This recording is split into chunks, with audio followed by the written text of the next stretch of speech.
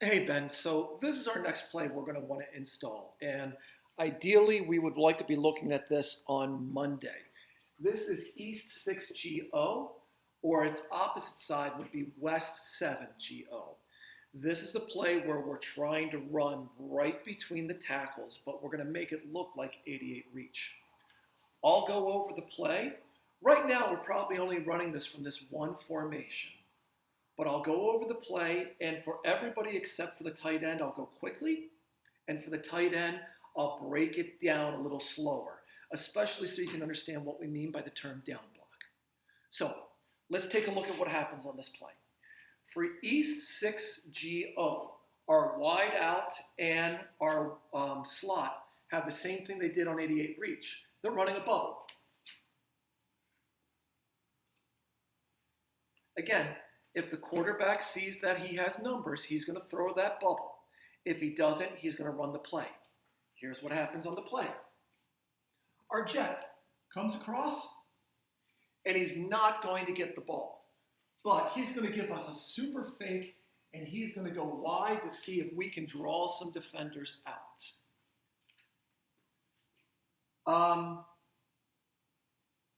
Let's go up front first. My guys up front, we're going to be running right here to the six man. We're running right at the tight end. So what we're going to have happen is this tackle replaces and turns. No big deal. This guard is going to run the circle looking to come up to the inside. Our center blocks a man on or a man away. Our guard is going to pull and kick out the first person past the tight end. Now we're getting to your guy soon, so we need to make sure we understand this. Our tackle unconditionally blocks down. The wing is going to go over the top and block the first backer to the inside, FBI. The tailback is going to take the ball from the quarterback, and he's going to run right over the tight end. So he's going right to your guy's area. The quarterback takes the ball with him and then boots out to the right. Again, all that stuff isn't really crucial for you to know. What we're getting to next really is crucial for you.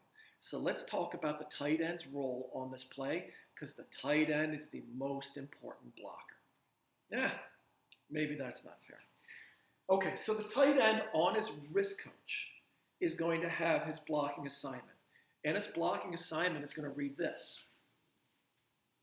Gap, down, backer.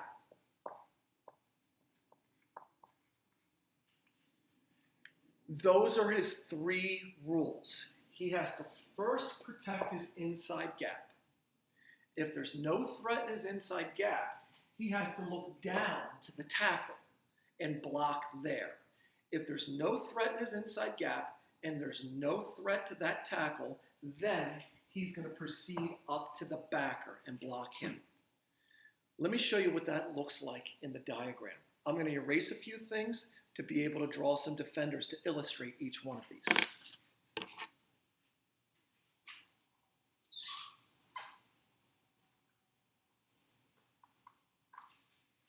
Here's your guy, Ben. So let's start here. Let's imagine that the defensive end has lined up in the inside gap. That happens to us quite often. If there is somebody in his inside gap, well, that's his first responsibility. And that tight end has to block him down. There's a down block. By down, we mean block him towards the center. And the way we teach that is that tight end's head goes on the outside to be able to push, or behind the player to be able to push him down. Now, sometimes we'll get this.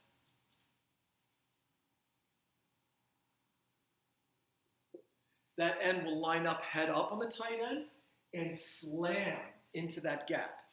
If he slams into that gap, the tight end still has to block him. He has to wash him down. maybe that's an easier way to think about it. He's washing him down.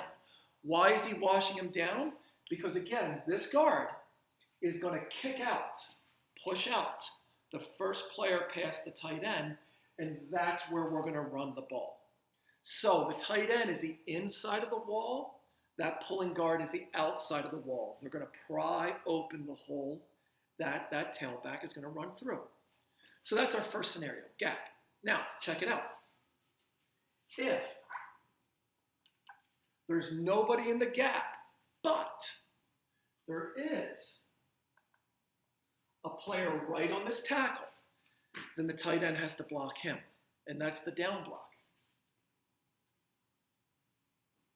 It's actually the same block as if the guy was in the gap, but he just has more space to get to him. No big shakes, right? Last scenario. If there is nobody in the gap and there's nobody on that tackle, then the tight end just proceeds down to blocking the backer, the inside backer. So, Coach, if you think about it, the tight end's job on this play is the same thing. He's blocking down on an angle, whether it's the gap, whether it's the tackles man, or whether it's the linebacker. So what you're going to coach for the down block is that his first step has to be with his inside foot on an angle. At that point, he's able to read. I mean, if there's a guy in the gap, he's not going to have to read. The guy will be right there for him. If there's a guy here, he will be able to read him after the first step. If there's nobody here and nobody here, he just keeps going until he gets to the backer. Braden has done this. It's not that hard for him. The new kid you're going to have, it's going to take some learning and some teaching. But when you do your individual drill with this, you stand at these three spots and have the kids take that inside step and come up and block you while you're holding a shield. The opposite side to this would be West 7GO. We just flip everything to the other side. Let me know if you have any questions on this.